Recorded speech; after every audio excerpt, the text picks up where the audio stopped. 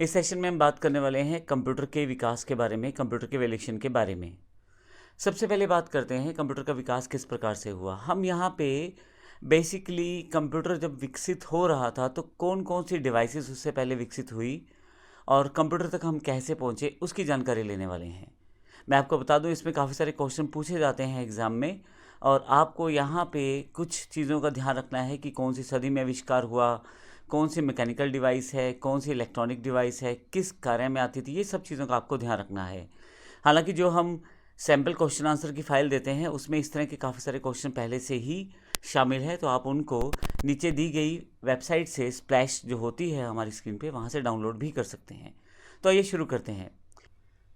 जो कंप्यूटर या लैपटॉप हम आज प्रयोग करते हैं वो आज की दिन नहीं है, उसके लिए काफ़ी सदियों से मेहनत की जा रही है और इसके लिए उसको स्टेप बाय स्टेप काफ़ी सारे चरणों में उसका अलग अलग रूप में आविष्कार हुआ, फिर उन चीज़ों को जोड़ा गया, फिर नई चीज़ें ऐड की गई। इस तरह से एक कंप्यूटर के रूप में आज जो डिवाइस हमारे पास है उसका हम प्रयोग कर पाते हैं।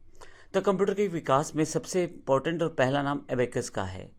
यह कंप्यूटर के इतिहास का सबसे पुराना डिवाइस है। हालांकि ये बिल्कुल कंप्यूटर से मैच नहीं करता, यह एक मैकेनिकल डिवाइस होता है जिसमें एक तारों का फ्रेम होता है। इसे चाइना में 16वीं सदी में आविष्कृत किया गया था, यानी कि इसे बनाया गया था 16वीं सदी में चाइना में। अगर आप बच्चों के लिए एक स्लेट देखें तो उसमें तारों में बिट परोए रहते हैं जो आजकल भी मार्केट में मिल जाती है। कुछ इसी तरह का यह डिवाइस था एबेकस, जिसमें बिट्स रहते थे, छोटी छोटी गोलियां रहती थी तारों में। आप एबेकस का प्रयोग कैलकुलेशन करने में कर सकते थे, जैसे जोड़ने में, घटाने में, गुना करने में। और ध्यान रखिएगा ये मैकेनिकल डिवाइस था, अर्थात इसमें कोई भी इलेक्ट्रॉनिक तार वगैरह लगाने की ज़रूरत नहीं थी। यह एक मैकेनिकल डिवाइस था जो आप नॉर्मल प्रयोग कर सकते थे बिना किसी बिजली के। इसके पश्चात जैसे अबेकस आविष्कृत हुआ उसके पश्चात 1617 में एक नेफियर बोन ने अलग से डिवाइस बनाई। इसे नेफियर बोन्स भी कहा जाता है। इसका यूज़ भी एडिशन, सब्सट्रैक्शन, मल्टीप्लिकेशन, डिवीज़न इत्यादि के लिए किया जाता था। उसके नेक्स्ट पार्ट में जब 1620 में विलियम आर्टेड ने स्लाइड रूल को आविष्कृत किया। अब आप प्लस माइनस गुना भाग तो कर सकते थे, अब उसका एक नया पार्ट जोड़ा गया, वर्गमूल, यानी कि स्क्वायर रूट और लॉगरिथम। इसके अलावा ट्रिग्नोमेट्रिक फंक्शंस, इन सब के लिए आप स्लाइड रूल का प्रयोग कर सकते थे। विलियम आर्टेड ने 1620 में इसका आविष्कार किया था। अब ध्यान रखिएगा, आपसे अगर जो क्वेश्चन पूछा जाता है वो ये पूछा जाता है स्लाइड रूल में क्या क्या चीज़ें की जा सकती हैं। उसमें आपके पास ऑप्शंस दिए जाएंगे, आपको इन चीज़ों का ध्यान रखना है ट्रिपल सी का, खासतौर से एग्जाम देते समय। अगला हमारे पास है पास्कल कैलकुलेटर। ब्लेज पास्कल ने एक मैकेनिकल डिजिटल कैलकुलेटर का आविष्कार किया 1645 में। अब यह मैकेनिकल और डिजिटल प्रारूप था, अर्थात कुछ इसको बिजली चाहिए थी और कुछ यह मैकेनिकल डिवाइसेस के साथ मिलकर काम करता था। काम ये बेसिक ही कर पा रहा था, जैसे जोड़ना, घटाना, यानी कि एडिशन, सब्सट्रैक्शन इत्यादि। लेकिन मुख्य बात यह थी कि एक मैकेनिकल प्लस डिजिटल कैलकुलेटर था।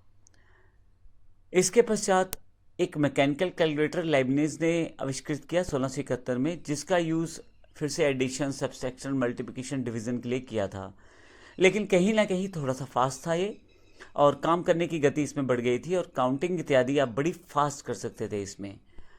नेक्स्ट जो पार्ट है, Charles Babbage. Charles Babbage computer के पिता कहे जाते हैं। मैं आपको ये भी बता दूं कि कई बार ये क्वेश्चन कई एग्जाम्स में और कई जगह पूछा जाता है। चार्ल्स बेबेज ने 1822 में जो मशीन बनाई थी उसे डिफरेंस इंजन कहते थे। अब बेबेज का कंप्यूटर के विकास में बहुत बड़ा योगदान है, तभी इन्हें कंप्यूटर का पिता कहा जाता है। आप विभिन्न बीजगणितीय वलनों का मान 20 दशमलव तक आसानी से ज्ञात कर सकते हैं और वो बिल्कुल एक्यूरेट, अर्थात यह मशीन जो आपकी कैलकुलेशन करती है वो 20 डेसिमल्स प्लेसेस तक कर सकती है और बिल्कुल सही कर सकती है। और इसकी एक प्रॉब्लम ये थी कि उस वक्त ये मशीन जो थी भाप से चलती थी, अर्थात इस बड़ा इंफ्रा, एक बड़ा प्रोसेस और एक भाप, यानी कि इसको चलाने के लिए आपको स्टीम की आवश्यकता होती थी। लेकिन उन दिनों में नॉर्मल व्यक्ति तो इसका प्रयोग बिल्कुल नहीं कर सकता था, क्योंकि साइज़ भी बड़ा और इसके लिए रिक्वायरमेंट्स भी ज़्यादा। लेकिन फिर भी कमर्शियल एरियाज़ में इसका यूज़ होना शुरू हो गया, जैसे डिपार्टमेंट, पोस्टेज डिपार्टमेंट है या रेलवे डिपार्टमेंट है, बीमा डिपार्टमेंट है, इन कमर्शियल एरियाज़ में इसका प्रयोग करना शुरू किया गया। इसके पश्चात एनालिटिकल इंजन का आविष्कार हुआ। चार्ल्स बेबेज ने यह मशीन तैयार की में अब इनपुट आउटपुट, स्टोरेज भी अवेलेबल थी, कंट्रोल भी था। इन सबको मिला के एक मशीन आविष्कृत की गई जो ये कह सकते हैं कि आज के कंप्यूटर का एक बेसिक टेम्पलेट कहा जा सकता है, एक रफ प्रोसेस कहा जा सकता है, जिसमें आप मैथमेटिकल कार्य कर सकते थे, बल्कि अपनी जो आउटपुट आई है उसको स्टोर भी कर सकते हैं, उसको स्टोर भी कर सकते थे। और यह ऐसा पहली बार किसी डिवाइस में किया गया था।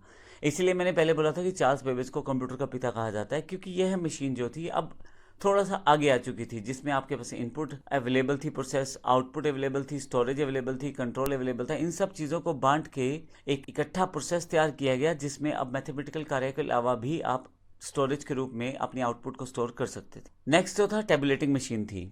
1880 में हार्मन हॉर्लेट ने इसका आविष्कार किया था। यहाँ पे थोड़ा सा डिफरेंस इसने ये किया कि इन्फॉर्मेशन को स्टोर करने के लिए पंच कार्ड का प्रयोग किया। यह एक पंच कार्ड होता है जिसमें छेद बन जाते थे। अब उन छेदों को पढ़ के ये डिसाइड किया जाता था कि इसमें डेटा क्या लिखा गया है। यह एक्चुअली एक मैकेनिकल टैबुलेटर पे आधारित था। इसमें आप इन्फॉर्मेशन या डेटा को स्टोर कर सकते थे और इवन सॉर्ट भी कर सकते थे।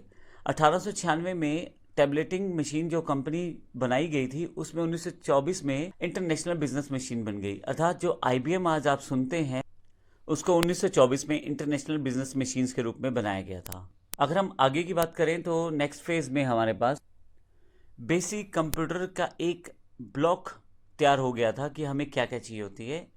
अब हम आगे की बात करें तो हमारे पास कंप्यूटर के विकास में एक बेसिक ब्लॉक तैयार हो गया था कंप्यूटर का, कि इसमें एक इनपुट होना चाहिए, एक आउटपुट होना चाहिए, एक हमारे पास प्रोसेसिंग प्रोसेस होना चाहिए। अब मार्क 1 इस दिशा में एक पहला कदम और था। 1930 में ये मशीन विकसित की गई थी, लार्ज नंबर। यह पहली इलेक्ट्रोमैकेनिकल कैलकुलेशन मशीन थी, जिसका प्रयोग आप कैलकुलेशंस के लिए कर सकते थे, बड़े बड़े नंबर्स के कैलकुलेशंस के लिए। और सबसे इंपॉर्टेंट बात, ये इलेक्ट्रोमैकेनिकल अर्थात बिजली और मैकेनिकल प्रोसेस दोनों को इकट्ठा करके इस मशीन को बनाया गया था। ENIAC, इसका आविष्कार 1946 में जे प्रेस्पर एक्रिट ने किया था और जॉन मॉसली ने किया था। इसका पूरा नाम electronic numerical integrator and computer था और यह वर्ल्ड का पहला इलेक्ट्रॉनिक कंप्यूटर था। तो पूछा जाता है कई बार आपके एग्जाम्स में, क्वेश्चंस में, कि पहला आपका इलेक्ट्रॉनिक कंप्यूटर कौन सा था, तो ENIAC का नाम वहाँ पे आता है। ध्यान रखिएगा, 1946 में आविष्कृत किया गया था। इसके बाद EDSEC का नाम आता है। इसका आविष्कार 1949 में मॉरिस वाइक्स ने किया था। इसका पूरा नाम electronic delay storage automatic calculator था। जहाँ पे इलेक्ट्रॉनिक और मैकेनिकल फंक्शंस को यहाँ पे तवज्जो दी गई, वहीं पे साथ में स्टोरेज के लिए भी यहाँ पे स्पेसिफिक प्लेस सेटअप किया गया। अर्थात यहाँ पे अब इंफॉर्मेशनल प्रोसेस को आप स्टोर भी कर सकते थे।